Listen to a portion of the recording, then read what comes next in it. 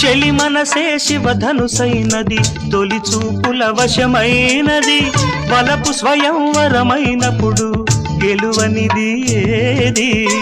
ఒక బాణము ఒక భార్య అన్నది శ్రీరాముని చిరయసమైనది శ్రీవారు వరమిస్తే సిరులన్నీ నావి తొలి చుక్కవు నీవే చుక్కానివి నీవే తుదిదాకా నీవే మరు జన్మకు నీవే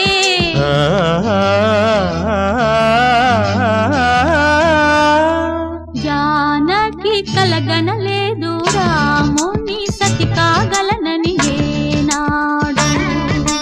రాముడు అనుకోలేదు జానకి పతి కాగలనని ఆనాడు